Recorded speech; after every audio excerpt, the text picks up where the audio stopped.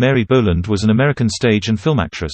Early years. Born in Philadelphia, Pennsylvania, Boland was the daughter of repertory actor William Augustus Boland, and his wife Mary Cecilia Hatton. She had an older sister named Sara. The family later moved to Detroit. Boland went to school at the Convent of the Sacred Heart in Detroit. By the age of 15 she had left school and was performing on stage. In 1901, she began acting on stage with a local stock theater company. Career. She debuted on Broadway in 1907 in the play The Ranger with Dustin Farnum and had appeared in 11 Broadway productions, notably with John Drew, becoming his leading lady in New York and on the road. She made her silent film debut for Triangle Studios in 1915. She entertained soldiers in France during World War I, then returned to America. After appearing in 9 movies, she left filmmaking in 1920, returning to the stage and appearing in several Broadway productions, including The Torchbearers. She became famous as a comedian. Boland's greatest success on the stage in the 1920s was the comedy The Cradle Snatchers, in which she, Edna May Oliver, and Margaret Dale, having been abandoned by their husbands, take on young lovers.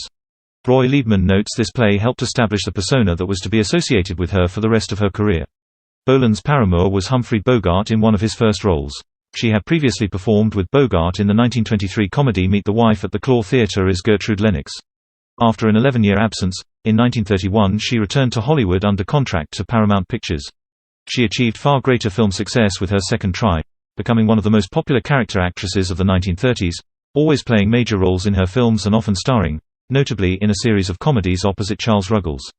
Boland appeared in numerous films, including Ruggles of Red Gap, The Big Broadcast of 1936, Danger, Love at Work, Nothing But Trouble, and Julia Misbehaves. She is likely best remembered for her portrayals of Countess de Lave in The Women and Mrs. Bennet in Pride and Prejudice. For the remainder of her career, Boland combined films and, later television productions, with appearances on stage, including starring in the 1935 Cole Porter musical Jubilee and appearing in the play One Fine Day with Charlie Ruggles in 1948. Her last Broadway appearance was in 1954 at the age of 72.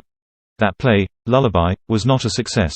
Her last acting was done in the 1955 television adaptation of The Women recreating her film role. Personal life and death. Boland never married or had children. On June 23, 1965, she died of a heart attack at her home in New York. She was interred in the Great Mausoleum, Sanctuary of Vespers in Forest Lawn Memorial Park Cemetery in Glendale, California. Boland was a practicing Roman Catholic and a Republican who supported the campaign of Dwight Eisenhower during the 1952 presidential election. Recognition for her contribution to the film industry, Boland has a motion pictures star on the Hollywood Walk of Fame at 6150 Hollywood Boulevard.